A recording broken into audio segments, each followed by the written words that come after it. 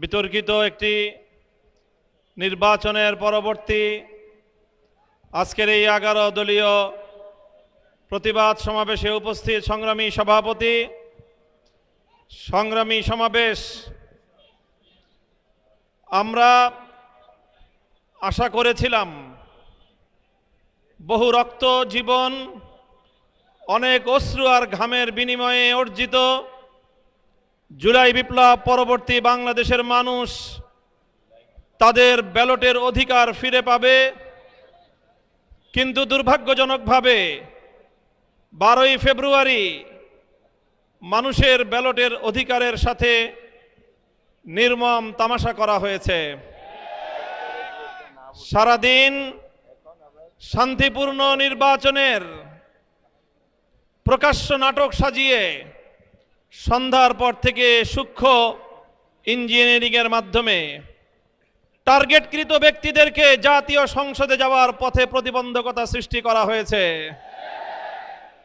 Deep স্টেটের agenda বাস্তবায়ন করতে বাংলাদেশের জনগণের অর্থে লালিত প্রশাসন ব্যবহৃত হয়েছে। সিসি, আপনাকে বলতে চাই, আপনার পূর্ববর্তী সিসির পরিণাম থেকে আপনি শিক্ষা গ্রহণ করুন। আমরা যে আপত্তি জানিয়েছি, সঠিক তদন্তের মাধ্যমে জনগণের ব্যালটের অধিকার যদি ফিরিয়ে না দেন, বাংলার মানুষ জোর করে তাদের অধিকার কেড়ে নেবে ইনশাআল্লাহ।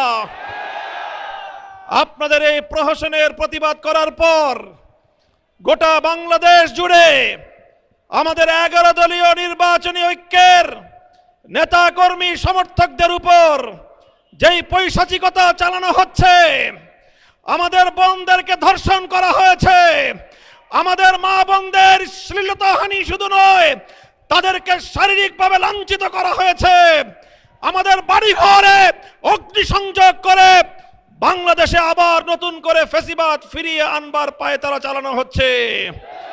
মনে রাখবেন, রক্ত দিয়ে যে জুলাই বিপ্লব হয়েছে, সেই বাংলাদেশে আর কোনোদিন ফ্যাসিবাদ ফিরে আসতে পারবে না ইনশাআল্লাহ। পুরনো ফ্যাসিবাদীদের সাথে সখ্যতা করে বাংলাদেশের রাজনীতিতে যদি তাদেরকে আপনারা প্রবেশ করবার সুযোগ তৈরি করে দিতে চান, যেই পথ ফ্যাসিবাদকে ফিরে আসার জন্য তৈরি করবেন, সেই পথ দিয়ে আপনাদেরকে দিল্লিতে বিতাড়িত করা হবে।